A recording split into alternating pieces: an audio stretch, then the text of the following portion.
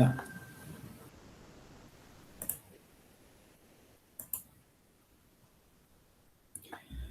Então, dando continuidade a essa primeira aula de revisão do modelo paramétrico, né, falta ainda o conceito da injunção, né. Injunção não é um termo muito usual, né, então, o que eu digo no nosso cotidiano, né, em inglês, o termo é constraint, tá, que seria, traduzindo, né, seria algo como condição, né.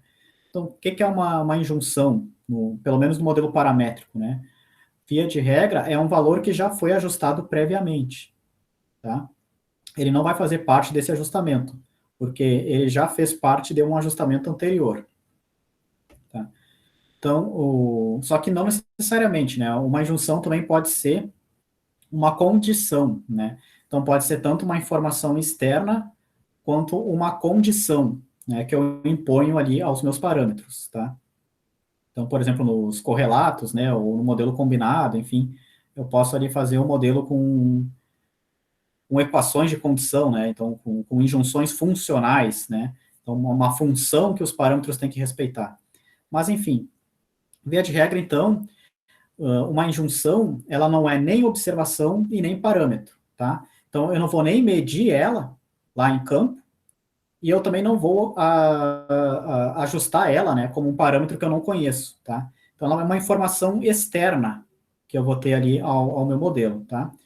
O exemplo mais clássico, né, são as coordenadas dos pontos de controle, né, as coordenadas previamente conhecidas, né. Então, como no exemplo anterior, a gente assumiu que a altitude do ponto A já era conhecida. Então, a gente tratou aquela altitude como uma injunção absoluta, né. Ou seja, o seu valor permaneceu fixo no ajustamento, né, foi tratada como uma constante ali, não foi ajustado, né. Então, via de regra, uma injunção, a gente pode pensar dessa forma, né. Então, no fundo, assim, né, uma injunção ela já foi parâmetro em algum momento, né? Então pode ser que aquela altitude do A, ela já veio de um ajustamento prévio, né, de outras RN, de outras referências de nível até aquele ponto. A partir do momento que ele foi ajustado, que ele passou a fazer parte de uma rede, agora ele vai ser tratado como uma injunção, né? Então ele vai ser o novo ponto de controle para as novas medições, né, para os novos ajustamentos, né, para as novas altitudes a serem determinadas, né? Então, via de regra, a gente pode pensar dessa forma, né? Uma injunção, então, é um valor que já foi ajustado antes, né? Já foi ajustado em um outro ajustamento anterior, prévio, tá? E aí, como é que a gente vai tratar ela, né? Então, a gente pode tratar dessa forma, uma injunção absoluta, ou seja, ela fica fixa, constante no ajustamento.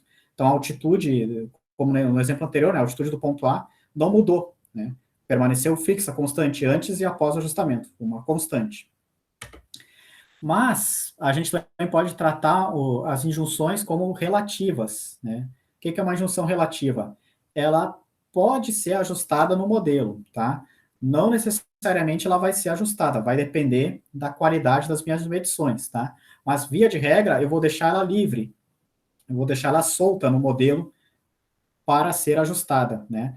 Então, é uma chamada pseudo-observação, tá? Porque ela não foi de fato medida, né? Eu não vou lá com uma régua, com uma trena, uma mira, medir a altitude do ponto A, por exemplo, né? Então, ela não é uma observação, ela não é uma medição direta ali que eu fiz. Mas eu vou tratar ela no ajustamento como uma pseudo-observação, ela pode ser ajustada como uma injunção relativa, tá? Quando eu digo livre, não é necessariamente livre, né? Livre no ajustamento é só os parâmetros, porque aí eles, como a gente não conhece eles, aí eles podem ser ajustados para qualquer valor. Uma injunção relativa, assim como uma observação, ela é ajustada em função da precisão que eu assumi para ela, né? Então, se eu digo que um ponto de controle tem um desvio padrão de 5 milímetros, isso é uma coisa. Se eu digo que aquele ponto de controle tem um desvio padrão de 1 centímetro, é outra, né? 2 centímetros, 3 centímetros, enfim. Então, as injunções relativas, elas também vão ter o seu peso, né? Então, quanto maior a precisão, quanto melhor a precisão, né? Quanto menor o desvio padrão, menor vai ser o valor ajustado que eu vou esperar para aquela injunção relativa, tá? Bom, então naquele mesmo exemplo, né, do nivelamento que a gente viu anteriormente, né, rigorosamente igual, né? o desnível 1, a primeira medição Y1, do ponto A para o ponto B, o segundo desnível Y2, do ponto B para o ponto C, e o terceiro desnível Y3, né, do ponto C, fechando de novo no ponto A. Então, 3 medições, 2 parâmetros, né, as altitudes do ponto B e do ponto C. E uma injunção, né, a altitude do A. Nesse caso, eu vou tratar agora a altitude do ponto A como uma injunção relativa, tá? A gente viu o caso anterior quando ela é tratada como uma injunção absoluta, né? Então ela ficou fixa no modelo, agora ela vai ser uma injunção relativa. Como é que a gente pode fazer isso? Tem várias formas, tá, pessoal, de fazer uma injunção relativa, né? Eu vou fazer aqui a forma que, ao meu ver, é a mais simples, né? É praticamente um truque matemático cretino, né? Mas que funciona, né? A gente vai fazer o seguinte, ó. A gente vai pegar as mesmas equações que a gente tinha, só que agora a gente vai, ó, colocar um chapéu no A. Então agora o A também vai ser ajustado, né? E aí a gente faz o seguinte, ó. A gente vai adicionar uma pseudo-observação, né? Do tipo A chapéu igual a chapéu. A altitude do A ajustada é igual à altitude do A ajustada. Essa equação, esse truque matemático que a gente faz, né? O que na prática ele significa? Ó, modelo paramétrico, equações de observação. Então, a gente tem medição de um lado, parâmetro do outro, tá? Então, aqui a gente tem, ó, os desníveis, as medições de um lado, e os parâmetros, as altitudes do outro. Quando a gente coloca uma equação desse tipo, A igual a A gente está dizendo que a minha injunção, né, a altitude do ponto A, ela é tanto uma observação quanto um parâmetro. Ó. A gente está colocando mais uma equação no sistema, mas a gente também está colocando mais um parâmetro no sistema. Então, a gente não está mudando os graus de liberdade. Ó. A gente vai continuar agora ó, com 4 equações a 3 parâmetros, porque agora o A é parâmetro também. Ou seja, a gente vai continuar com 1 grau de liberdade. Né? 4 menos 3, 1. Então, a gente continua com o mesmo grau de liberdade anterior, que era 3 menos 2, 1. Né? Agora também. Uma equação a mais, um parâmetro a mais, tá? Uma observação a mais, né? Uma equação a mais, equação de observação, um parâmetro a mais. Então, 4 menos 3, 1. A gente não mexeu nos graus de liberdade. Só que agora a gente está dando liberdade para o A ser ajustado, para ele variar dentro desse ajustamento. Tá? Agora ele é uma injunção relativa, não é mais uma injunção absoluta. E está feito. Tá? A partir daqui é seguir o paramétrico. Né? Então, o nosso vetor das observações, ó, ele vai ser igual ao anterior, cada um dos 3 desníveis, mais a altitude conhecida do ponto A. Tá? Então, ele vai ter ali uma linha a mais, né? Um dado a mais. O nosso vetor dos parâmetros também, né? Vai ter ali o vetor dos parâmetros iniciais, x0, né? Vai ter a altitude inicial para o B e para o C, mas agora também vai ter que ter uma altitude inicial para o A, que pode ser a sua altitude conhecida, né? Por exemplo, tá? Então, agora ele também vai ter uma componente a mais, A, B e C. Aí o nosso vetor y0, f de x0, né? Então, a gente vai pegar agora o nosso vetor dos parâmetros iniciais x0 e jogar nas nossas equações do modelo paramétrico, né? Também a mesma ideia, né? Então, o B0 menos o A0 na primeira equação, o C0 menos o B0 na segunda, o A0 menos o C0 na terceira, né? E simplesmente o A0 ali na quarta, né? Então, a gente simplesmente joga ali os nossos parâmetros iniciais no nosso sistema de equações. E aí a gente tem o vetor L, né? O vetor das observações originais, y, acrescido da injunção, né? Relativa, a altitude do A, menos o vetor y0, né? A f de x0 ali. Então isso aqui vai resultar depois num número, né? Um vetor numérico aqui. Beleza. Aí agora a nossa matriz A, como é que ela fica? Agora, a matriz A, pessoal, ó, essa aqui era a nossa matriz A original, tá? Eu vou mudar para um apontador laser aqui. Essa aqui era a nossa matriz A original, ó. 2 colunas, uma para o B e uma para o C, e 3 linhas, né? Uma para cada desnível, né? Ó. Y1, Y2 e Y3, né? Então aqui está a nossa matriz A original. A gente vai ter que aumentar a dimensão dela em uma coluna, né? Porque agora a gente está considerando o ponto A também, e em uma linha, que agora a gente está considerando pontuar. Ah, desculpa, a nossa matriz A original, na verdade, ela era essa daqui, ó. Tá? Por quê? Porque agora a coluna que eu botei para o A, ó, a gente tem que respeitar a ordem, né? A ordem dos parâmetros iniciais. Então, como eu coloquei o A primeiro e não no fim, então essa é a coluna do A. Tá? Então, essa aqui é a nossa matriz A original, na verdade. Tá? E agora a gente colocou uma coluna a mais para ela, aqui uma coluna à esquerda relativa ao A, e uma coluna e uma linha a mais também, né? Uma linha aqui embaixo relativa a essa nova equação que a gente adicionou do A, né? A equação da injunção relativa. Ué, como é que fica a brincadeira? Aí a gente segue, ó, igual, né, ó. Primeira equação, B menos A. Então, o coeficiente do A é menos 1, o coeficiente do B é 1, o coeficiente do C é 0. Ele não aparece na primeira equação. Então, menos 1, 1 e 0. Segunda equação, C menos B. O coeficiente do A é 0, ele não aparece. Coeficiente do B menos 1, coeficiente do C, 1. Terceira equação, A menos C. Então, o coeficiente do A é 1, coeficiente do B é 0, ele não aparece, coeficiente do C é menos 1. E a última equação, A igual a A, né? Então, o coeficiente do A é 1, coeficiente do B e do C é 0. Eles não aparecem nessa quarta e última equação, que é essa equação da injunção relativa. Então, está aqui a minha nova matriz A. Minha matriz de covariância das medições. Aí também, ó, pessoal, aqui era a minha matriz original, tá? 3 por 3, né? As 3 medições. Agora eu vou adicionar uma linha e uma coluna, referente à minha nova observação, minha nova pseudo-observação, né? Que é a injunção da altitude do ar. Então, ali vai entrar as variâncias dos desníveis e a variância da altitude do ponto A, né? Então, se ele tem 5 milímetros de precisão, né, a variância vai ser 25, né, 5 ao quadrado. Se ele tem 3 milímetros, né, então 3 vezes 3 ao quadrado, 9, né, 9 milímetros de precisão, enfim. Então, aqui eu coloco também a sua incerteza na matriz de covariância, tá? E aí o peso, a mesma ideia, né? A matriz peso, o inverso da matriz de covariância. Então, ó, eu vou inverter, né, a minha matriz de covariância e eu vou ter um peso para cada medição, como no caso anterior, mas eu também vou ter um peso para a injunção, né? Então, a mesma ideia aqui, né? Então, vai aparecer um peso aqui para ela. E aí aqui tem um probleminha que pode acontecer na prática, que é o seguinte, né? Eu tenho observações ao nível do milímetro, né? Um desnível via nivelamento geométrico, por exemplo, né? Vai ter uma precisão milimétrica. Mas eu posso ter uma injunção ao nível do centímetro, né? Com desvio padrão centimétrico, que é o caso das nossas RN, das nossas referências de nível do SGB, por exemplo, né? Então, a injunção, ela é muito pior que as medições, né? Quando a gente trata aí como injunção relativa, né?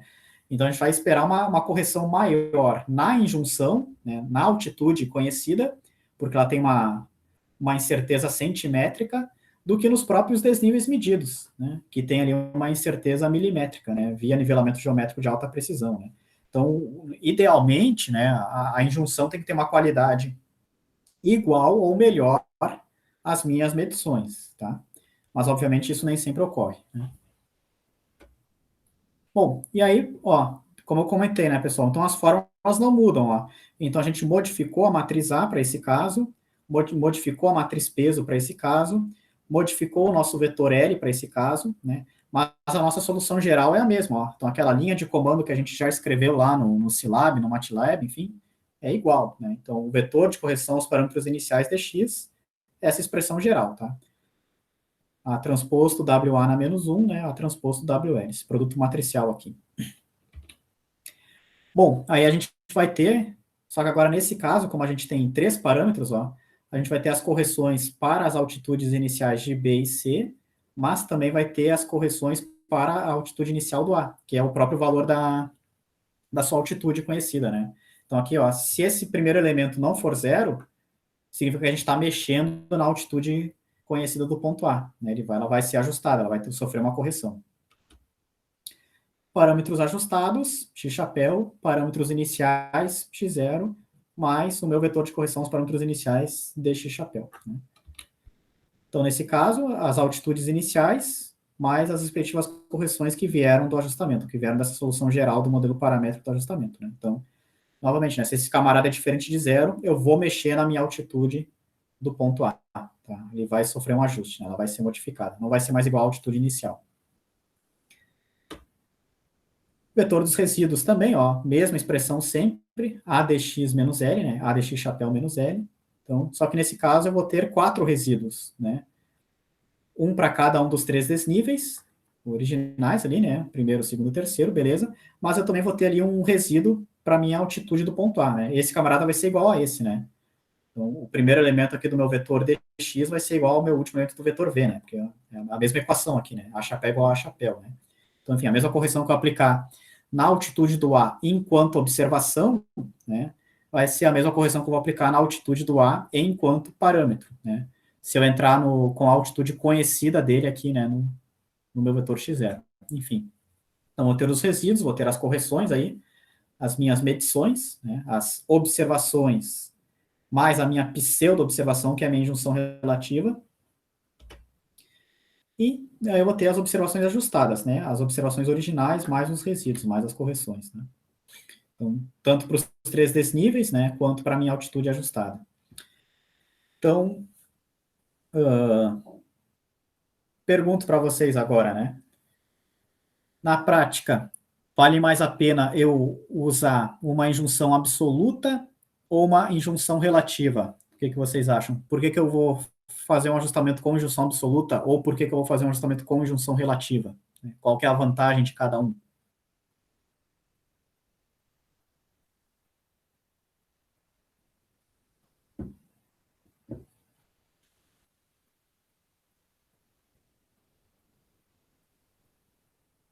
Ninguém tem nenhuma ideia?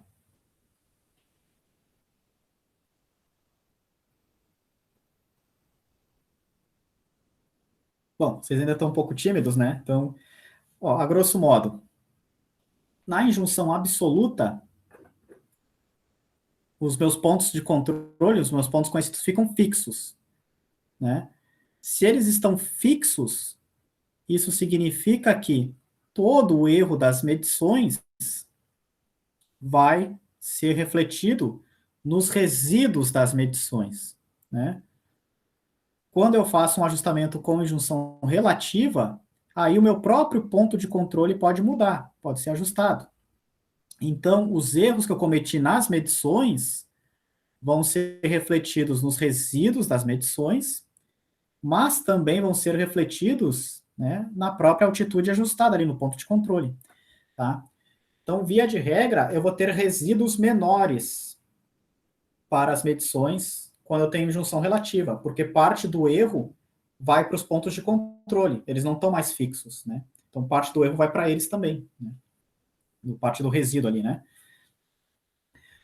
Qual que é a desvantagem disso, ao meu ver, né? Da injunção relativa em relação à injunção absoluta. Se eu tenho erros grosseiros aqui nas medições, ó, né, parte desse erro grosseiro pode ir para a minha altitude ajustada, né, daquela minha injunção. Então, quando eu fizer um teste para identificar erro grosseiro aqui, eu vou ter resíduos menores, né? Porque parte do erro foi para o resíduo do ponto de controle. Resíduo menor probabilidade de eu encontrar, de eu detectar esse erro, né? Então, a injunção absoluta, ela é mais eficiente quando eu quero detectar erros, né, erros grosseiros, né, nas minhas medições. Então, é melhor eu deixar os pontos de controle fixos, tá? Porque aí todo o erro da medição, né, vai para os resíduos das medições, né? Não vai ser parcialmente absorvido mexendo o ponto de controle. E qual que é a vantagem da injunção relativa, né? Bom, se eu parto de um RN que tem precisão de 1 centímetro, né, e eu meço aqui desníveis com precisão ali de 1, 2 milímetros, né, se a minha matriz de covariância, ó, só tem a precisões ao nível do milímetro, que é as precisões das medições, a precisão dos meus pontos ajustados vai ser ao nível do milímetro. Eles só foram determinados com base em dados, né, com qualidade milimétrica, então a qualidade deles vai ser milimétrica, que é enganoso, né? Agora, se eu estou partindo de um ponto que tem uma precisão de centímetros ao centimétrico, né? Então, esses caras aqui, eles não têm uma qualidade milimétrica, eles têm uma qualidade centimétrica. Né? Então, a injunção relativa, ela é mais realista, né, para eu estimar a matriz de covariância dos pontos, né? A matriz de covariância dos pontos ajustados aqui, B e C, tá? Então, uma estratégia, né, que a gente poderia adotar é fazer um ajustamento com injunção absoluta para o controle de qualidade das medições, tá? Para ver se tem erros nas medições, e fazer um ajustamento com injunção relativa para obter o desvio padrão dos pontos ajustados, né? Porque aí esse desvio padrão vai ser mais realista, ele vai considerar tanto as incertezas das medições, mas ele também vai considerar que aqueles pontos de controle que eu tenho, né, eles não são absolutos, né? Eles já partem de uma incerteza inicial também, né? Eu vou propagar também as incertezas dos meus pontos de apoio para os meus pontos ajustados, tá? Então, via de regra, essa é a diferença básica, né? Entre injunções absolutas e relativas.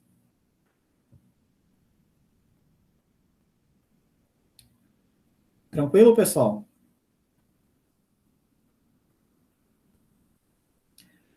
Bom, próxima aula a gente vê, então, mais a fundo essa questão da covariância, né? Então, da análise de covariância aí das redes, né? Das redes geodésicas.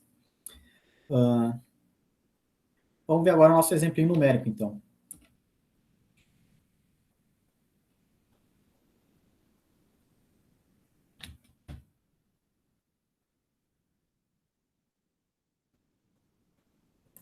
Então, o exemplo numérico que a gente vai ver é de uma poligonal, tá? Vocês vão ter, né, acesso aí ao material dessa primeira aula, né, incluindo a apresentação ali do PowerPoint, incluindo aqui os dados desse exemplo numérico também. É uma poligonal aqui que a gente fez aqui no IFSC, né, no Instituto Federal de Santa Catarina, tá? Uma poligonal enquadrada, tá?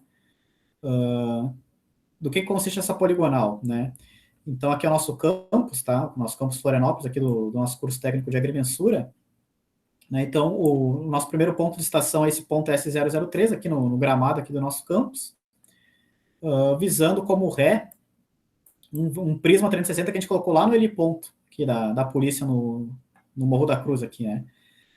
Então, é interessante, né, que a gente tem um conjunto de prismas 360 graus aqui no entorno do campus, num projeto que a gente fez, e a gente não precisa lá ocupar o ponto, né? O prisma 360 está lá permanente, né? Então a gente tem vértices de ré aqui, né? Disponíveis, né? Para nós. Basta apontar para eles com a estação total. Então essa foi a nossa primeira ré, o S2. Aí estação no S3, vante no A1. Aí depois, seguindo a poligonal, estação no A1, ré no S3, vante no A2. Né? Estação no A2, ré no A1, vante no A3. Né? Então, esses são os dois pontos que a gente deseja determinar, tá? Ajustar, os dois pontos desconhecidos aqui, né? O A1 e o A2. E vejam, é um problema real, tá? Né? Então, ó, aqui a gente não pode fazer rastreio GNSS, né? Ó, estamos perto do muro de obstruções aqui, enfim. E aqui a gente também não tinha visibilidade, né? A vários pontos para fazer uma estação livre, por exemplo, né? Então, aqui tinha que ser só por poligonal mesmo, né? Uma ré e uma vante nesses dois pontos, tá? Então, aqui a gente tem, na verdade, vários pontos, né, no entorno do nosso campus aqui, tá? Até a Praça dos Bombeiros aqui, a gente tem dezenas deles, né? E aqui é um exemplo de um ajustamento que a gente fez, né, dessa poligonal. Então, tem várias outras poligonais e estações livres aqui também que a gente fez, né? E esses pontos com o prisma 360, todos eles vieram de rastreio GNSS, tá? Então, seguindo a poligonal, né? Então, estação no A2, ré no A1, vante no A3. Aí o A3, ele é um ponto conhecido, tá? Ele não vai ser ajustado na poligonal, tá? Ele é um ponto conhecido da nossa poligonal, só que ele não foi determinado por GNSS, ele foi determinado por estação livre, né? Então, como ele já está num ponto bem mais privilegiado aqui, ó, em termos de visibilidade, né? Então, ele tinha visibilidade para vários outros pontos, aí ele foi determinado por estação livre, né? Com estação total.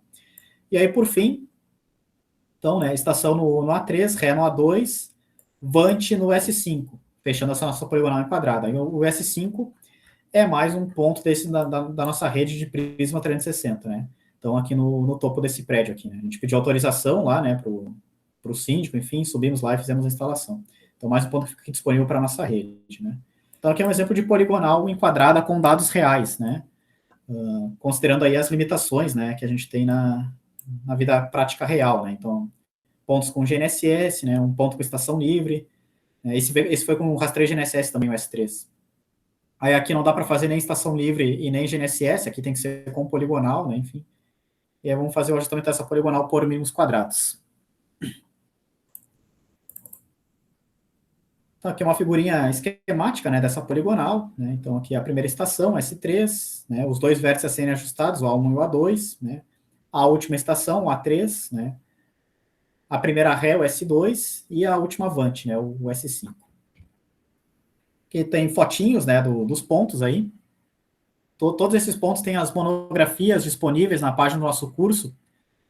Se algum outro profissional eventualmente estiver fazendo um levantamento aqui no centro de Florianópolis, né, e quiser visar os nossos prismas, usar eles como os pontos de controle para estação livre, para ré, enfim, as monografias estão disponíveis no nosso site, tá? Então, aqui é o S2, a nossa primeira ré, né, lá no heliponto, né, o prisma 360. Aqui a foto do rastreio GNSS que foi feito nele, né? Então, primeiro a gente fez o rastreio GNSS, tirou o receptor e colocou o prisma, né? No mesmo ponto. Aí depois a gente fez o ajuste dessa rede GNSS e a gente determinou as coordenadas desses prismas 360. Então, eles são nossas injunções, né? São nossas injunções aí que vieram do rastreio GNSS prévio, né? E é aqui o prisma 360 com um chapeuzinho para se proteger do sol e da chuva, né? Que é um vaso de planta preso por língua de gato, tá? Resistindo aí há 3 anos já, né? De vento, pode dar a ventania que for aqui, essas línguas de gato são bem resistentes, né? O chapeuzinho não voa, né? E o prisma 360, né? Então, ó, não importa o local que eu esteja, ó, ele é um prisma refletor, né? Que 360 graus. Então, eu posso visar ele de qualquer ponto aqui, ó, que eu consigo fazer a medição, né? Ele é diferente daqueles prismas circulares convencionais, né? Que eu tenho que estar com o prisma voltado para a estação, né? Então, aqui o nosso ponto é o S2. Aqui a nossa primeira estação, S3, tá? Que é um ponto que a gente tem no gramado do nosso campus ali, né? Então, também a gente fez o rastreio GNSS dele. Aqui é um exemplo de uma medição com a estação total, né? Então, ali, até visando lá o ponto lá no L ponto, lá o nosso S2, né? Não saiu aqui na foto, mas o S2 estaria nessa direção, que é a estação total para medir ângulo e distância, né? E aqui a gente vai visar ali o A1, né? O primeiro ponto ali a ser ajustado na poligonal, tá? Fica nessa direção aqui. Aqui é o nosso A3, o nosso outro ponto conhecido. A última estação fechando a poligonal, né? Nessa direção aqui está o nosso A2, que é o último ponto ali a ser ajustado, tá? E aqui o S5, né? A nossa avante de chegada, aquele nesse edifício aqui, né? Próximo ao nosso campus. Aí também, né? A gente fez o rastreio prévio dele, tirou a antena, fez o ajuste da rede, depois instalou um prisma refletor 360 graus, né? Com um chapeuzinho para proteger do sol e da chuva. Aí. E a gente também colocou uma chapa identificadora com QR Code, ó. Porque vai que alguém sobe nesse telhado, né? E, enfim, né, aí a gente botou aqui protegido por lei, né? Botou um terrorismo ali e um contato ali, né? Nosso, para não danificarem esses pontos, né? Aqui o A1, o primeiro ponto, então, a ser determinado na poligonal, né? Então, notem que não tem condição de fazer rastreio de GNSS aqui, tem pouca visibilidade, tem muita obstrução, né? De árvore, parede, muro, né? Enfim. Então, aqui ele é por poligonal mesmo, né? E o mesmo ali para o A2, né? Lá no fundo do nosso estacionamento também, né? Então, bem próximo ao muro ali, né? Altas edificações, tem árvore, tem carro aqui também, né? Até para fazer a medição tem que ser num horário que essas vagas aqui não estejam ocupadas, né? Então, aqui um pino para o nosso A2. Aí, outra coisa, né? Que a gente no IFSC, as nossas materializações são as mais simples possíveis, né? Ó, um pino ou um parafuso no meio-fio. Tá ali o ponto, né? Não precisa ser um marco de concreto que tem que pagar um pedreiro para fazer a fundação, né? E é fácil de um carro, né, errar ré ali, ou, enfim, destruir, né? Enfim. Então é um ponto estável, útil. Tendo a monografia, a gente consegue fazer a ocupação dele, né? Encontrar, localizar ele e fazer a ocupação. Então tá ali. Não precisa monumental o marco geodésico, né? Ele tem que ser um ponto que dê para utilizar, né? Num local estável. Bom,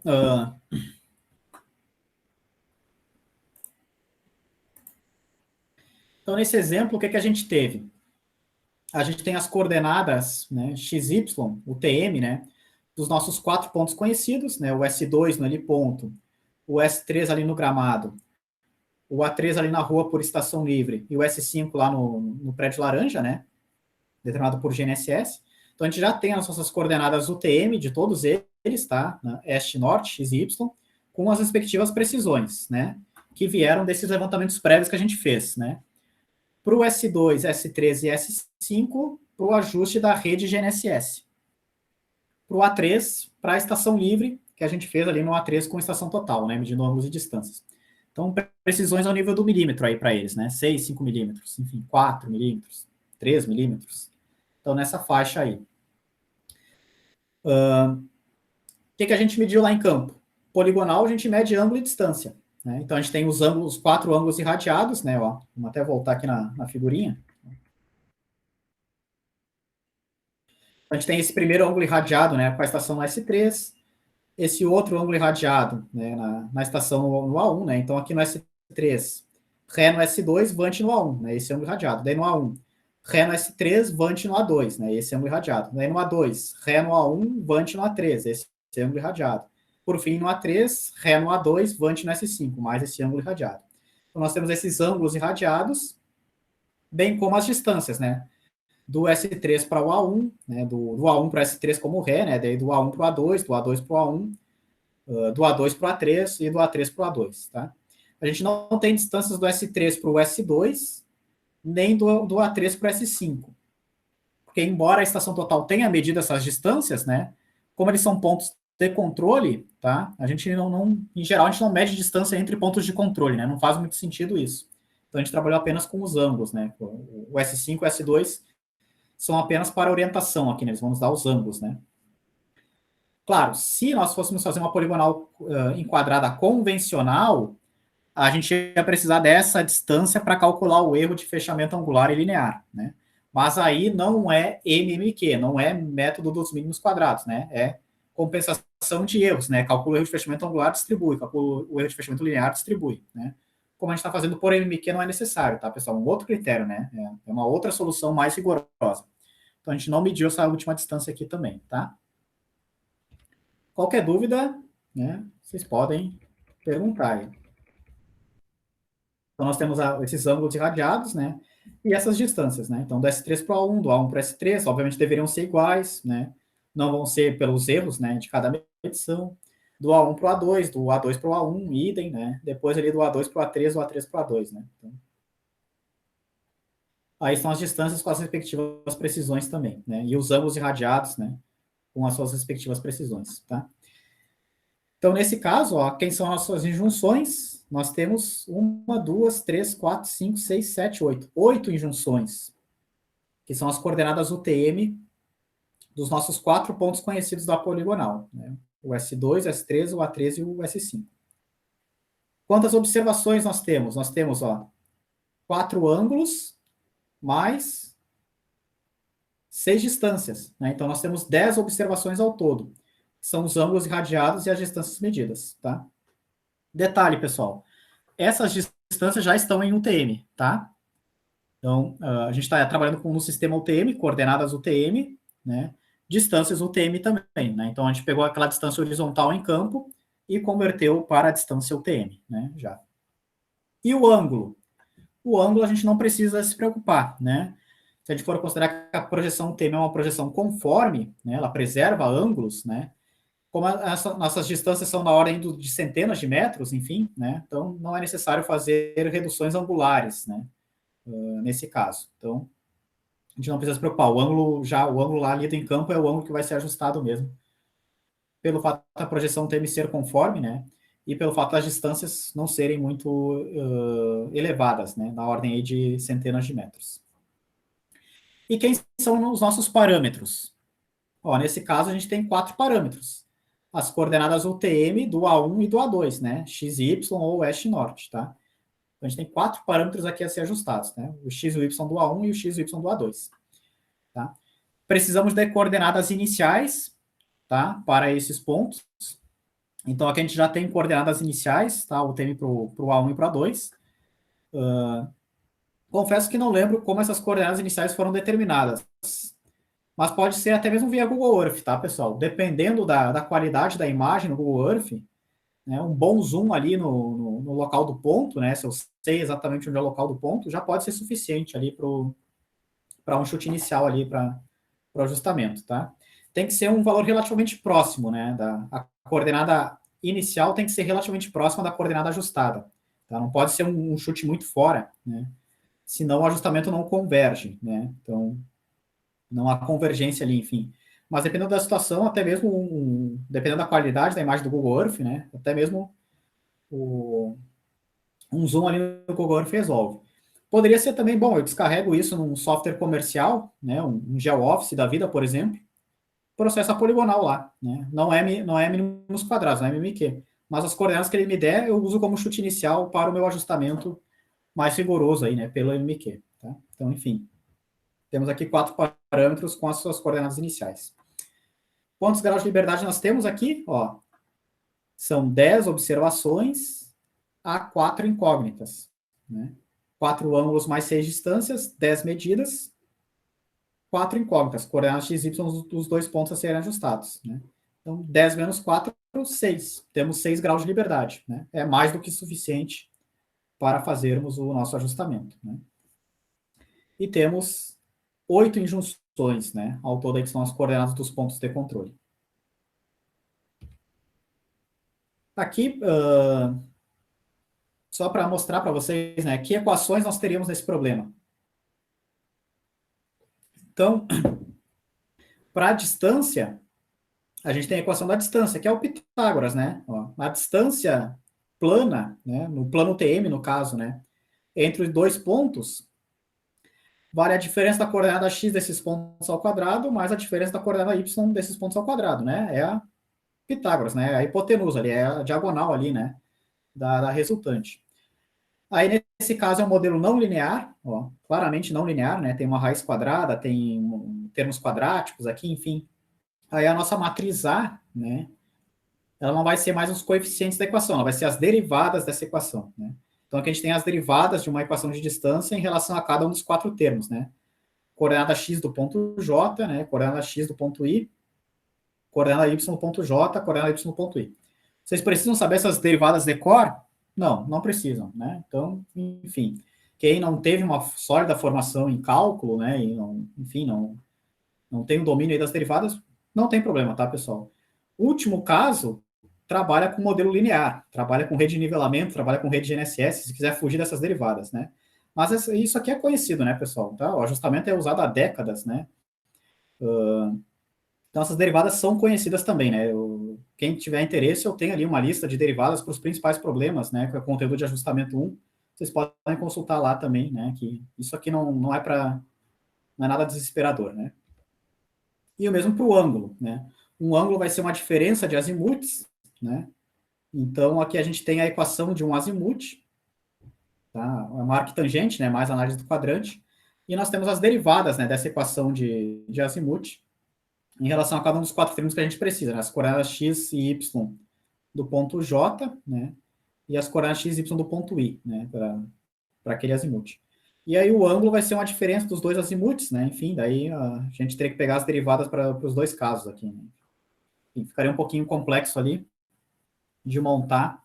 Não é esse o nosso objetivo aqui, né? Ficar destrinchando na mão ali, né? O ajustamento.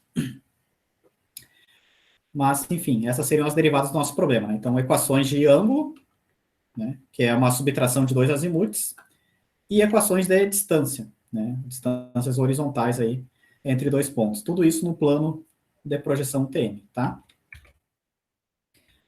E, como é que a gente vai ajustar, então? Aí, pessoal, nós vamos utilizar um software educacional, tá? Que quem já fez ajustamento 1 já viu, né? Que é o Adjust, né? Deixa eu abrir ele aqui. Então, ele é um software gratuito, né? Do professor Guilani, né? Que é uma referência aí em termos de publicações, né? Ele tem um dos livros da disciplina, é uma indicação dele, né? Uma referência bibliográfica dele. Então, ele tem esse software educacional livre, gratuito, na página dele, tá? Quem tiver interesse pode consultar lá nas aulas de ajustamento 1, né? Tem um link ali para fazer o download no site, tem outros exemplos no Adjust também. Aí vocês podem utilizar também o Adjust na disciplina, tá? Inclusive, né? Não tem problema algum quanto a isso, tá? A gente vai fazer o ajustamento no Adjust nesse caso. Outros exemplos eu vou passar para vocês o código do Scilab, tá?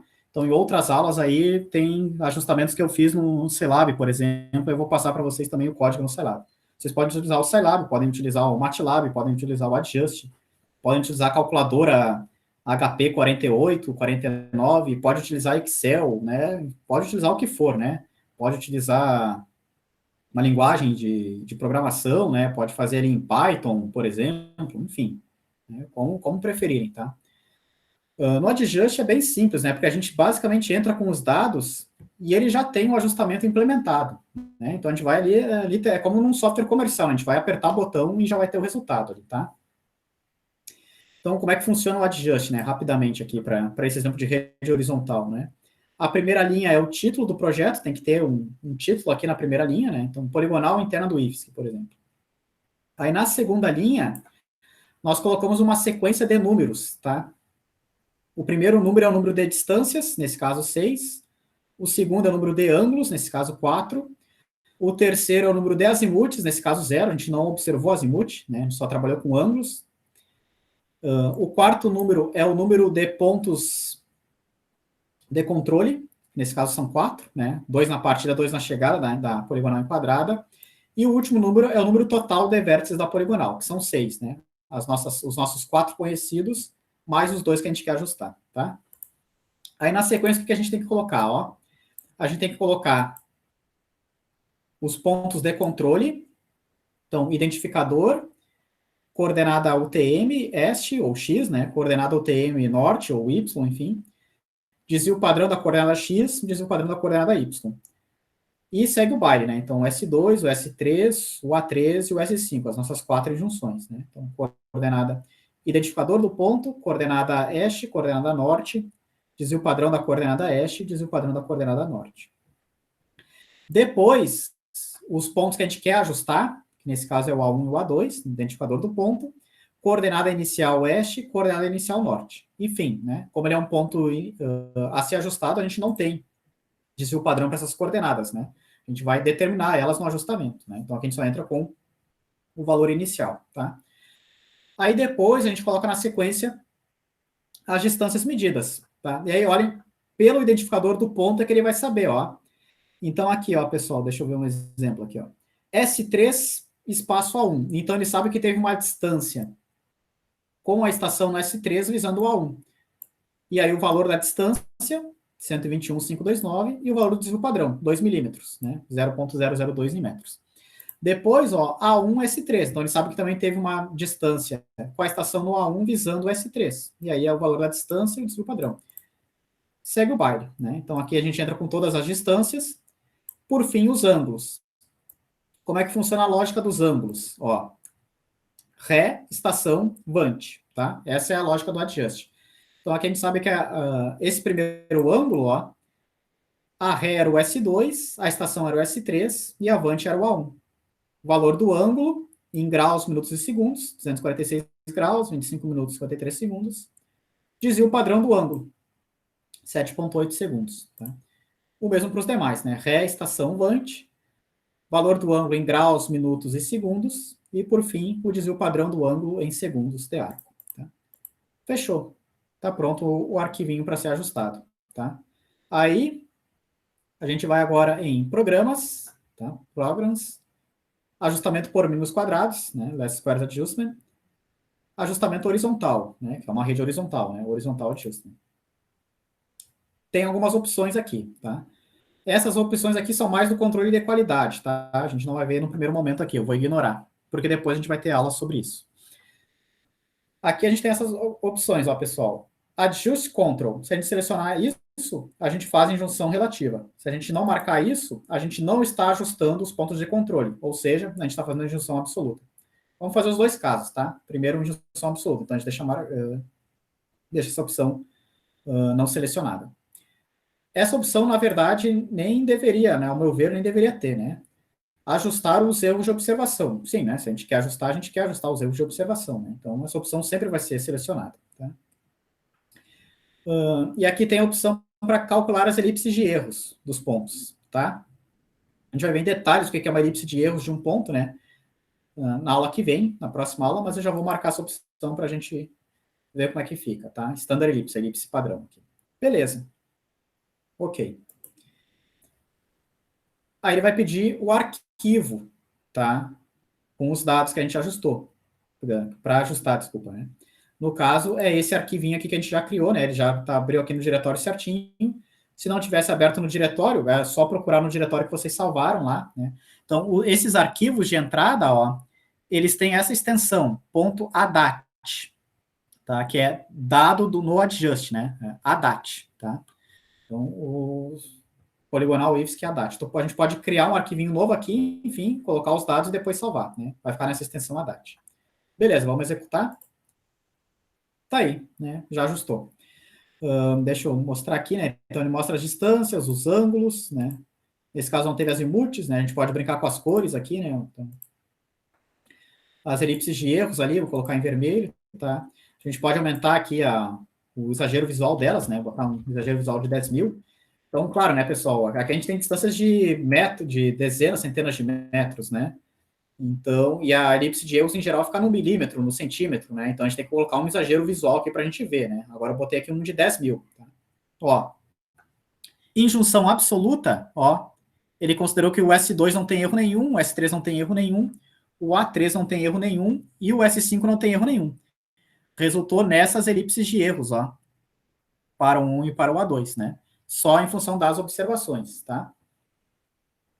Vamos fechar aqui. E aqui está o relatório do ajustamento, tá? Então, aqui é um relatório bem completo, né? Então, ele vai mostrar ali número de estações de controle, 4, número de estações desconhecidas, que a gente quer ajustar 2, número de distâncias, né, 6, número de ângulos, 4, número de azimuths, 0. Coordenadas iniciais, né, para os pontos desconhecidos, A1 e A2, XY, beleza. Coordenadas XY dos pontos de controle, né, o S2, S3, A3 e o S5, beleza. As distâncias, né, então estação ocupada, estação visada, o valor da distância, o desvio padrão da distância. Os ângulos, né, então estação de ré, que em inglês o termo ré é backsided, né, ponto de estação e estação de vante, né? Vante em inglês o termo é four-sided, né? Então avisada avante, né? O valor do ângulo em graus, minutos e segundos, desvio padrão do ângulo em segundos, beleza. Aí o que nos interessa? Aqui, ó, pessoal, né? Então estações ajustadas, ó, o A1 e o A2. Aí a gente tem as coordenadas x, y ajustadas dessas estações, ó, que não vão ser iguais às suas coordenadas iniciais lá de entrada, ó. Vamos pegar só um exemplo aqui para ver, né? A coordenada x do A1, entrada 742.739.034. Essa foi a coordenada inicial. Coordenada ajustada 742.739.030. Ó, então 0,34, 0,30. Então ele mexeu 4 milímetros, tá? Ele ajustou 4 milímetros aquela coordenada de entrada do A1, coordenada x. Desvios padrões, tá? SX e SY, diz o padrão em X, diz o padrão em Y, né? Do A1 e do A2. Notem aqui, ó, que, ó, pessoal, como a gente fez injunção absoluta, né? Só foi propagado os erros das distâncias, 2 milímetros, né? E dos ângulos ali, né? Em torno ali de 7 a 9 segundos, né? Então, o desvio padrão da coordenada X dos pontos ficou ali, né? Na ordem de 2 milímetros, né? E a Y ficou ali na ordem de 3, 4 milímetros, né? Para esses pontos. E aqui são os parâmetros da elipse de erros, né? Que, enfim, aí, próxima aula a gente pode ver em mais detalhes aqui. Semeixo maior, semeixo menor, né? A direção do semeixo maior, tá? Beleza. Aqui a gente tem, ó, as observações ajustadas. Então, olha que interessante, ó. Os resíduos, né? A distância ajustada com o resíduo, né? Então, aqui, a primeira ele praticamente não mexeu, a segunda 1 milímetro, a terceira 2 milímetros, 1 milímetro, 4 milímetros. Então, ficou tudo ao nível milimétrico ali, né? Então, resíduos aí para as distâncias aí de entre 1 e 4 milímetros, tá? E os ângulos? Não, os ângulos mexeram mais, né? Então, aqui está o ângulo ajustado, tá? Que é diferente do ângulo original também, né? A gente também tem ali os respectivos resíduos, né? Então, o ângulo, 8 segundos, né, 3 segundos, 10 segundos, 15 segundos. Porque, claro, ó, pessoal, né, como a gente disse que os ângulos tinham precisões ali, né, de 6, 10 segundos, né? Desculpa, precisão original aqui, né? Aqui é a precisão do resíduo, tá? Como a gente disse que os ângulos tinham precisões ali de 8, 9 segundos, né? E as distâncias tinham precisões de 2 milímetros, né? Então, o ajustamento ele faz isso, né? Então, ele vai corrigir mais os ângulos, né, em termos proporcionais ali, né? Porque como é 7, 8 segundos, né? As distâncias não são 7, 8 milímetros, né?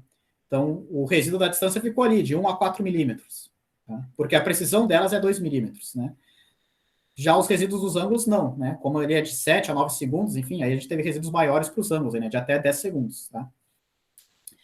Aqui a gente não vai ver o controle de qualidade do ajustamento. A gente poderia verificar se tem erros no processo, né? Erros grosseiros. Isso é conteúdo para as próximas aulas. Mas já dá para dizer que está ok, né? Esse ajustamento tá ok, né?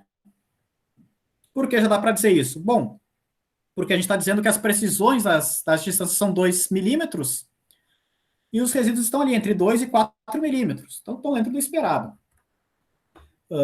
Que as precisões dos ângulos são ali, né, de 8 a 9 segundos, e os resíduos dos ângulos estão ali, né, de 3 a 10 segundos. Desculpa, não, tem um resíduo maior aqui de 15 segundos. Mas também estão dentro do esperado, né? 15 segundos, 7,4 de desvio padrão é 2 desvios padrões, né? Então, deu 15, o desvio padrão era 7,4. Né? Tá dentro do esperado, né? 2 desvios padrões dentro da distribuição normal não é um erro significativo também. Então, visualmente, tá tudo dentro do esperado. Só que, claro, né? Mais para frente a gente vai ter aulas de controle de qualidade, a gente vai fazer uma análise mais rigorosa, né? Menos subjetiva aí, usando estatísticas e tudo mais, né? Mas, enfim, aqui é mais uma ideia para vocês terem uma ideia, né? Uma revisão aí do que é o ajustamento, né? Com esse exemplo dessa poligonal enquadrada, tá? Podemos fazer de novo. Como? Agora com injunção absoluta, tá? Para a gente ver as diferenças, tá? Então, é o mesmo arquivo de entrada, né? Os mesmos dados, só que agora a gente vai também ajustar os pontos de controle, vai fazer com injunção absoluta, tá? Então, adjust control e ajustar os erros de observação. E vamos botar aqui as elipses de erro padrão aí dos pontos, para ver como é que fica. Mesmo arquivo, né? E, ó anotem agora como ficou diferente as elipses, né? Porque agora eu estou considerando as incertezas, ó, dos pontos de controle também, ó.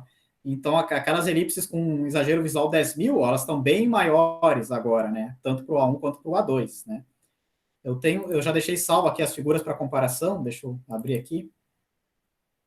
Ó, exagero visual de 5.000, relativa, só o A1 e o A2 com erro. E, desculpa, absoluta, né, injunção absoluta, só o A1 e o A2 com erro. E agora relativa, ó, o A1 e o A2, bem como os pontos de controle, né? Então, nota como fica diferente, né? Então, ó, a gente tem um padrão de incertezas completamente diferente agora no A1 e no A2, né? Variâncias e covariâncias, né? Diferentes para o A1 e para o A2, quando a gente considera os pontos de controle como injunções relativas também, tá? E aí, fechando, vem o relatório, né? Aí, enfim, vocês vão ter acesso a esses relatórios também, né, pessoal? Também tá. Mas, ó, vamos dar uma olhada nos resíduos para a gente comparar, né, com a injunção absoluta. Ó, resíduos das distâncias com as injunções relativas. Ó, todos inferiores ao milímetro, ó. Não, no máximo. Não, ainda tem alguns aqui na casa do milímetro, né? 3 milímetros, mas estão menores, né? Mudaram um pouco, mas no caso anterior era até 4 milímetros alguma coisa, né? Agora aqui é no máximo 3 milímetros,8. Agora os ângulos. Olhem a diferença dos resíduos dos ângulos. Ó. No caso anterior tinha resíduos de 3 a 15 segundos. Agora nós temos resíduos inferior a 1 segundo e de no máximo 7.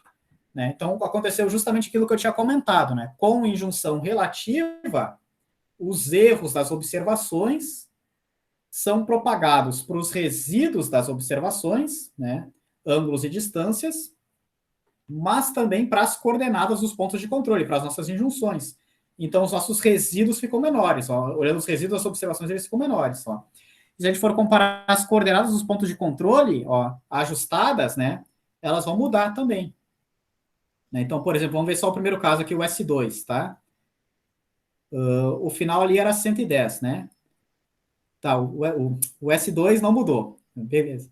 Mas o S3, ó, 0,80 ajustada e a inicial era 0,85. Então, olha, ele mexeu 5 milímetros na coordenada X do S3, com injunção relativa. Ela não ficou mais fixa, tá? Agora ela se moveu 5 milímetros nesse ajustamento. Então, os erros são propagados tanto para as observações quanto para as injunções, resultando em menores resíduos para as medições, né? Em contrapartida, a gente tem desvios padrões mais realistas para os pontos, ó. Vamos ver os dois pontos ajustados, né? O A1 e o A2, ó. Agora os desvios padrões deles estão maiores, né? Ó, 5 milímetros em X, né? 7 milímetros em Y, o que a gente já conseguia visualizar visualmente ali, né? Visualizar visualmente. A gente já conseguia perceber visualmente pelas elipses de erros ali, né? Então, a injunção relativa é mais realista para a precisão dos pontos, né? Mas, em contrapartida, ela mascara o resíduo das medições, né? Porque tanto as medições quanto os pontos de controle são ajustados, né, no processo. Então, se eu vou usar a injunção absoluta ou se eu vou usar a injunção relativa, vai depender da minha finalidade, né? Então, eu posso, inclusive, utilizar os dois, né? Injunção absoluta para controle de qualidade e injunção relativa para obter os desvios padrões, né? A matriz de covariância dos pontos que foram ajustados ali na rede.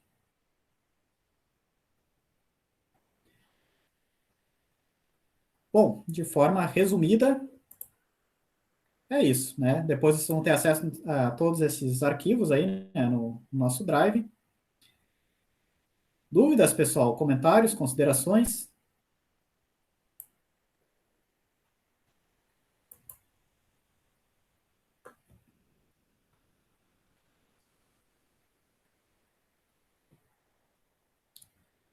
Tudo dominado, então?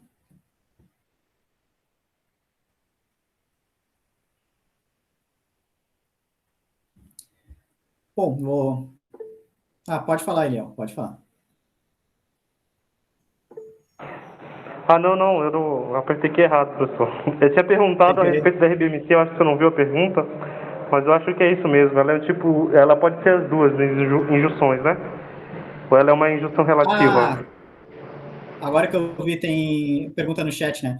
Quando eu estou apresentando, eu não tenho acesso ao chat, porque fica a tela cheia. Mas beleza, agora eu vi que tem pergunta tua e do Marco. Então, as RBMC seriam uma injunção relativa? Então, as estações da RBMC, da Rede Brasileira de Monitoramento Contínuo, são injunções, né? Porque as suas coordenadas já foram determinadas num ajustamento prévio, né? Que o próprio IBGE fez. Se tu for acessar o relatório, a monografia das estações da RBMC, tu vai ver que elas têm as coordenadas e têm os desvios padrões, né? Dessas coordenadas, porque elas vieram de um ajustamento, né? Então, como é que a gente faz, né? Com as estações da RBMC? Por exemplo, no Topcon Tools, né, para dar um exemplo, né, do software que a gente costuma usar no IFSC, é tu que vai escolher se tu vai processar como injunção absoluta ou relativa. Porque ela tem a opção de controle ali. Ela tem a opção de controle só horizontal, só vertical, nenhum ou todos, né? Então eu posso, inclusive, fazer uma injunção só horizontal, uma injunção só vertical, enfim. Bom, beleza. Essas estações iniciais vão ser controle, tá? Então, idealmente, a gente vai colocar ali controle both. Ambos, né? 2D e 3D, tá? São pontos, né? Aí a questão é a seguinte, ó. Se eu informar os desvios padrões dessas estações no Topcon Tools, porque tem a aba para eu informar ali o desvio padrão, ele vai tratar como relativa. Se eu não informar, ele vai tratar como absoluta, né? Então, tá meio que implícito, no Topcon Tools, pelo menos, né? Tá meio que implícito se vai ser injunção absoluta ou relativa. Se eu informar os sigmas, ele vai tratar como relativa. Se eu não informar, ele vai tratar como absoluta. E aí tu pode reparar, se tu processar informando os sigmas, né, pode acontecer do ponto de controle mudar. Ele vai mexer na coordenada ajustada ali daquela estação da RBMC, tá? Porque tu informou um sigma. Então, se tu informou um sigma, ele está entendendo implicitamente, opa, então esse camarada aqui pode ser ajustado, porque ele tem uma incerteza, né? Ele não é um camarada absoluto, né? Então, dependendo, aí, se vai ser ajustado ou não, vai depender muito da qualidade das tuas medições, né? Então, não é garantido que vai ser, né? Até mostrei um exemplo, esse aqui ficou fixo, né? Então, se as tuas medições estiverem muito boas, pode ser que ele só vá mexer nas tuas medições, né? E vai deixar os pontos fixos, tá? Mas não tem como saber, né? Enfim, via de regra, no caso geral, eu deixo as injunções como relativa, elas vão ser ajustadas, elas podem ser ajustadas. E essa leitura constante, professor, que a rede faz, né? Que o GNS faz quando você instala lá, né? Deixa eu reformular a pergunta, tentar aqui, tentar adaptar, né? Ele faz várias leituras, né? Certo? Das coordenadas, não é? E como é que ele escolhe essa questão para usar no cálculo de injunção relativa? Ah, tá. Agora acho que eu entendi a tua pergunta. É que Não sei se eu o consegui fazer a pergunta GNSS. direito. Não, eu acho que eu sei onde tu quer chegar. É que assim, Eliel, o GNSS, as observações de uma rede GNSS, que são os vetores, né, que é o que a gente processa no Topcon Tools, né, primeiro elas são parâmetros de um ajustamento. E depois elas vão virar observações da rede, tá? É meio confuso, né? Então, vou tentar explicar, né? Então, ó, tu tá com a tua estação da RBMC ligada, né, 24 horas por dia, e tu tá com o teu ponto lá que tu tá rastreando, ligado junto, né? O que que vai acontecer? Tu vai descarregar o arquivo do teu receptor e vai pegar o arquivo da RBMC, né? E vai importar lá no software, né? Beleza. O que que o teu receptor registrou e a estação da RBMC? Eles não registram coordenadas, tá? Eles registram distâncias satélite-receptor. Cada satélite rastreado, aquele receptor. Aí é a pseudodistância do código ou a fase da portadora. Então, nesses arquivos não tem coordenada. O que tem é dados, distâncias, né? Vamos assim dizer. Dados de fase da portadora ou do código, né? Enfim, grosso modo, a gente pode chamar de distância satélite-receptor. Tá? Aí a gente faz um primeiro processamento no software. O que esse processamento faz? Ele vai transformar essas minhas distâncias, cada satélite, cada receptor, no vetor, numa distância relativa tridimensional, né, entre os dois receptores, entre a estação da RBMC e o ponto que eu rastreei.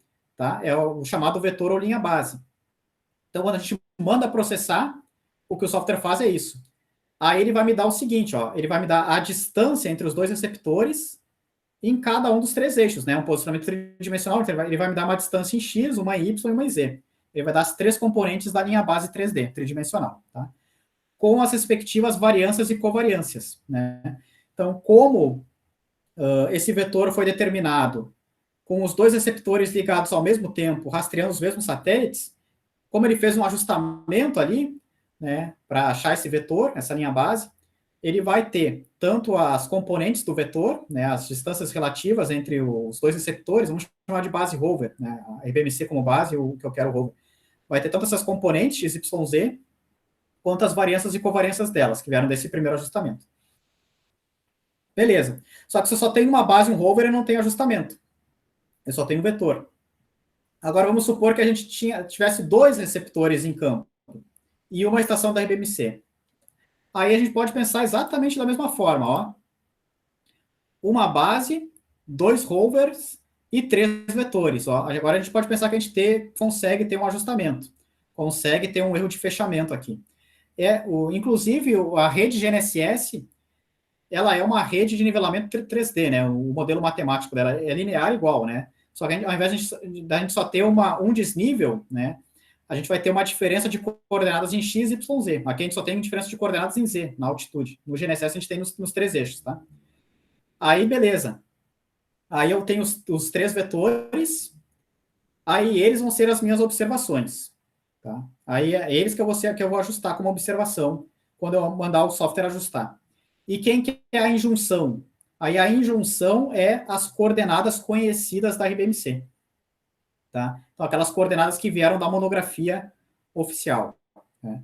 Então, de forma resumida, né, os dados da tua RBMC que tu rastreou, tá? Junto com os dados dos receptores que tu rastreou lá em campo, né? Eles vão ser primeiramente combinados, tá? Em um ajustamento para me dar um vetor, tá? O vetor é a distância entre cada par de receptor ali que eu da rede. Tá? Aí é esse vetor que vai entrar como observação no ajustamento, tá? Esse vetor que veio do processamento que entra como observação. E a coordenada oficial da estação da RBMC, que está lá na sua monografia do IBGE, e essa coordenada não muda, né? Então, é ela que vai ser a injunção. E aí eu posso escolher se vai ser injunção absoluta ou se vai ser injunção relativa. Por exemplo, no Topcon Tools, né? Se eu informar os desvios padrões daquela estação, ele vai tratar como injunção relativa. Se eu não informar, ele trata como injunção absoluta. Obrigado, viu? Você conseguiu entender o que eu não consegui expressar com pergunta. Ah, beleza. E a gente vai ter uma aula mais para frente só do GNSS também, né? Qualquer coisa. E tem um exemplo, Ariel, tem um exemplo de ajustamento de rede GNSS em ajustamento 1. Eu acho que é na aula 4. Algum dos vídeos da aula 4 é um exemplo de ajustamento de rede GNSS. De repente dá para dar uma olhada lá também para fixar melhor essa ideia.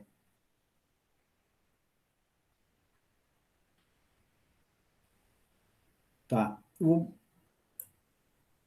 E o Marco também tem uma pergunta, né? Pontos de controle no aerolevantamento são pontos de injunção, pois não entram no processamento, ou não? Então, Marco, aí a fotogrametria, né, quase sempre é o mesmo modelo matemático. Deixa eu só agregar na mesma pergunta dele, que ele falou sobre ponto de referência de aerolevantamento. Se eu estou falando de scanner, né, para ver se eu respondo tudo junto, né, quando eu coloco os tags, eles também vão ser pontos de junção?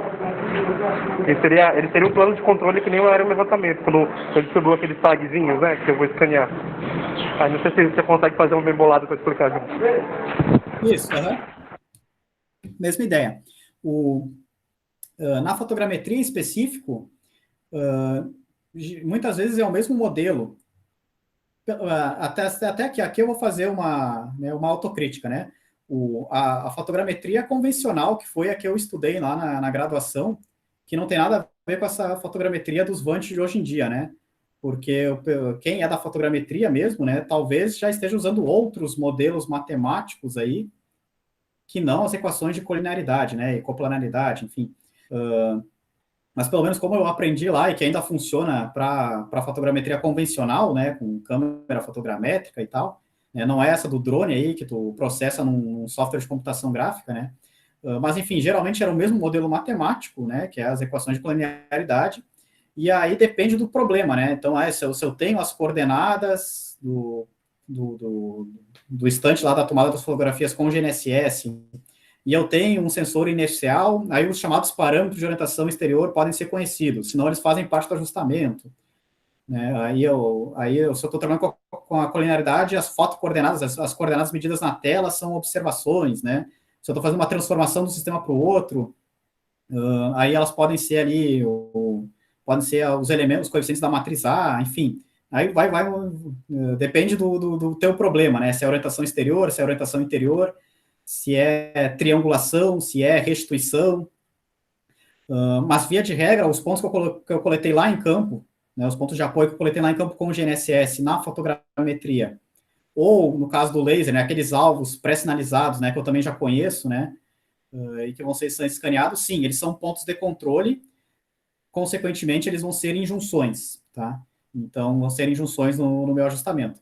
E aí, novamente, né, aí a questão é se eu vou considerar eles fixos, como injunções absolutas, ou considerar eles como injunções relativas, né? Então, eu vou inserir ainda as incertezas deles, né? Porque, por exemplo, se eu coloquei ponto de apoio com GNSS, vai ter uma incerteza.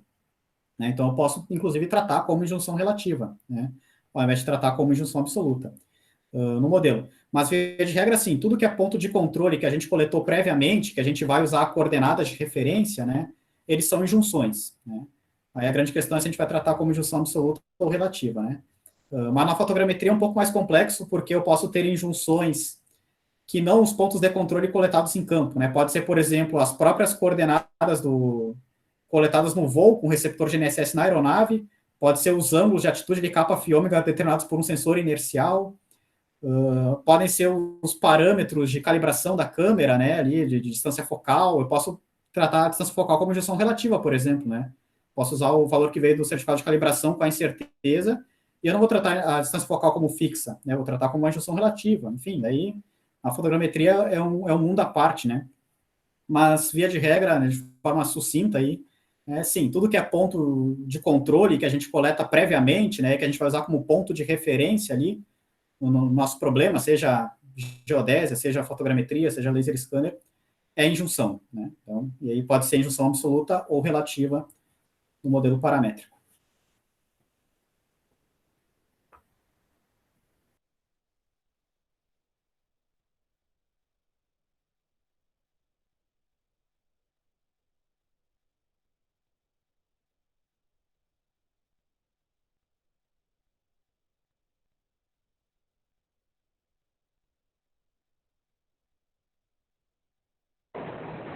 Você tá sem som, professor. Você falou alguma coisa?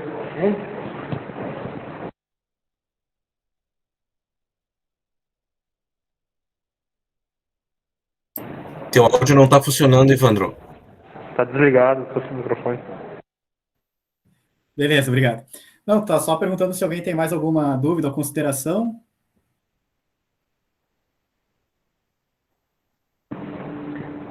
Não é uma consideração, para mim é um pouquinho de dificuldade de enxergar o tag ainda como ponto de injunção, né?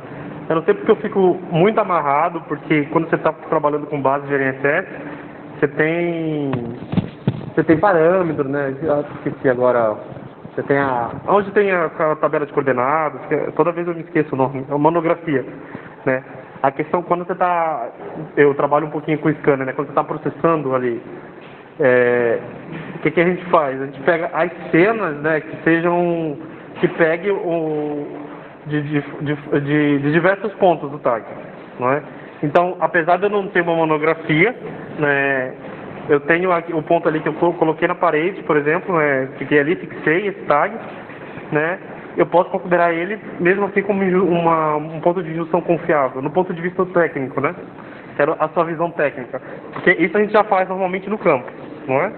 No dia a dia. Mas do ponto de vista técnico, eu teria que preparar mais alguma coisa? Teria que fazer uma poligonal, irradiar, para ter a coordenada daquele ali? Não.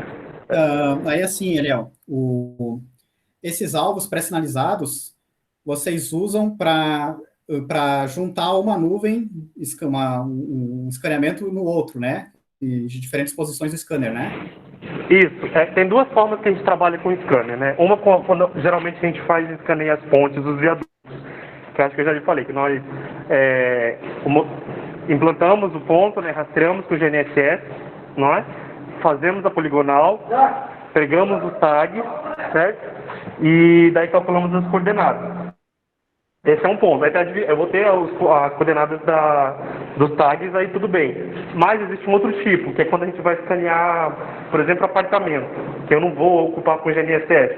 Eu coloco os tags e aí eu escaneio. E aí eu uso o tag como referência para juntar a nuvem, né? Aí eu queria a questão de uma visão técnica, assim, é porque misturou um pouquinho de conceito comigo. Então, às vezes isso é ruim, às vezes é bom, né? Porque você tem uma prática de campo e você traz muito vício. Né? E quando você vai adaptar isso para técnica, eu acho que há um conflito, né? Um conflito profissional. Não sei se eu consegui entender. Não, então, daí vai depender, Léo, do sistema de referência que tu quer, né? Então, eu estou escaneando ali um apartamento e eu não quero coordenadas georreferenciadas, eu não quero coordenadas UTM para o meu apartamento ali. Então, nesse caso, eu não preciso ter esses tags coordenados, né? Basta que eu consiga identificar eles numa nuvem e na outra para fazer a junção, né?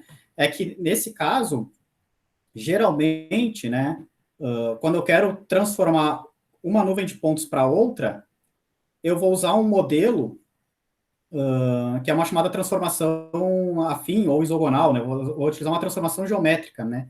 Aí, as coordenadas, tá, dos meus pontos é que vão ser observações, né? Então, eu vou ter coordenadas do tag numa nuvem e vou ter coordenadas do tag na outra nuvem, por exemplo, né?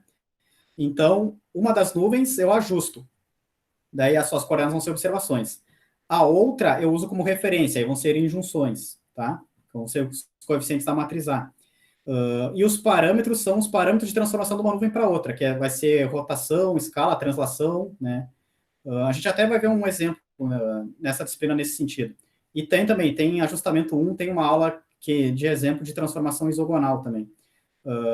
Então, assim, se eu não quero trabalhar com um sistema georreferenciado, eu quero trabalhar num sistema local, arbitrário, não tem problema, né? O tag vai continuar sendo injunção, tá? Vai ser injunção, e eu não preciso propagar as incertezas dele, porque não tem, né? Não tem incerteza, né? É um alvo fixo ali, que foi materializado, né? Então, basta eu conseguir identificar numa nuvem e na outra, né? Eu estou fazendo uma análise relativa ali, né? Agora, se eu quero que o escaneamento resulte num produto georreferenciado, né? Aí é outra história. Aí, se esse tag eu determinei com GNSS, se eu determinei com estação total, né? Enfim, se eu determinei as coordenadas georreferenciadas desse tag, porque eu quero uma nuvem georreferenciada lá no final, aí tudo bem. Aí eu poderia, no processamento ali, né? Tratar ele como injunção relativa. Mas, confesso, eu não tenho muita experiência com scanner, mas eu suponho que nenhum software deve permitir isso, tá? Sei lá, um palpite que eu tenho aí, né?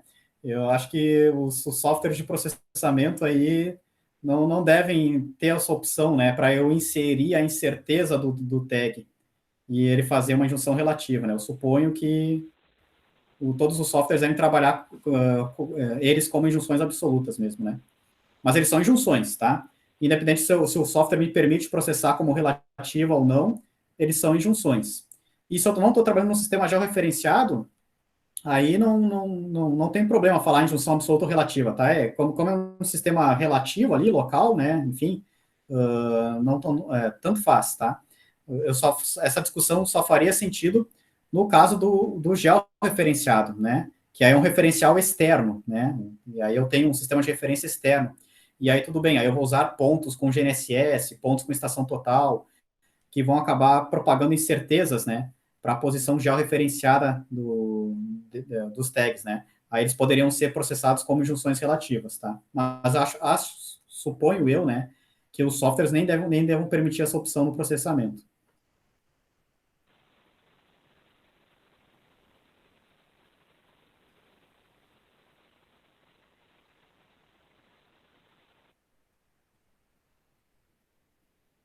Deu uma clareada, Eliel, ou mais confundiu?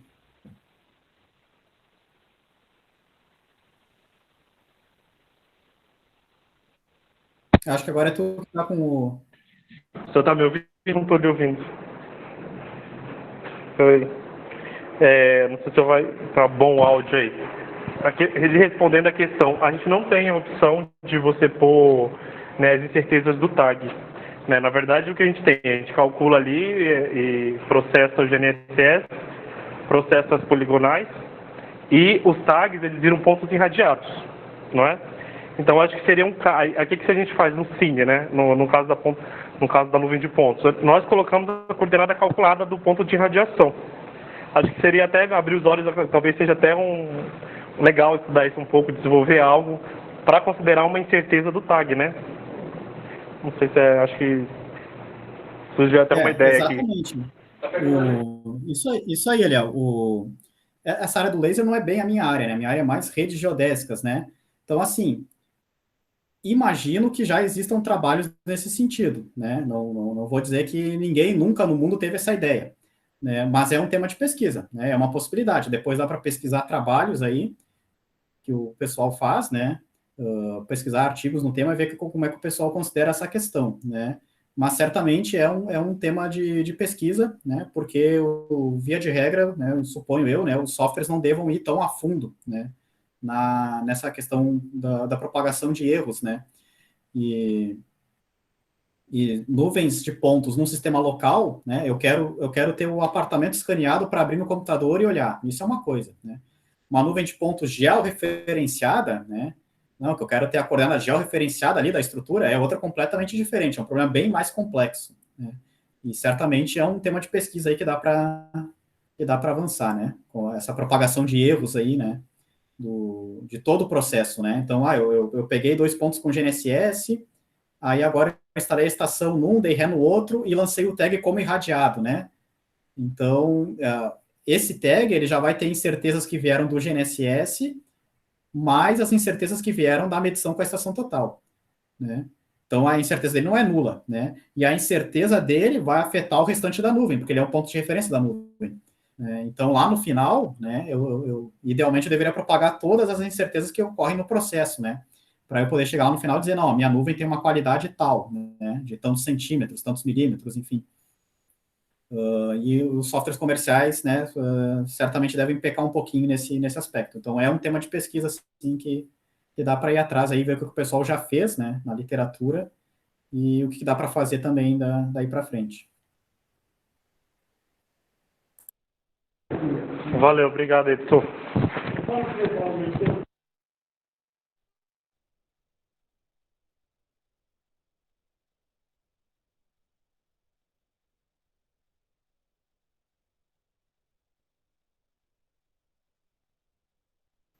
Bom, eu vou encerrando a gravação, né, então depois eu vou disponibilizar todos esses vídeos aí para vocês no canal lá do YouTube. Como eu percebi que tinha um errinho ali, né, numa equação ali da apresentação, então, enfim, eu vou atualizar também ali o material da aula 1, que já estava disponível para vocês lá, né, mas já vou colocar ali o slide corrigido. Então, deixem para fazer o download, né, depois ali que eu der a atualizada. E é isso, né, pessoal? Aí semana que vem a gente dá continuidade à disciplina, às 14 horas, né, no mesmo endereço. E aí, a aula que vem a gente vê especificamente essa questão das covariâncias, né? Das covariâncias dos pontos aí de um levantamento. Mais alguma dúvida? Algum comentário?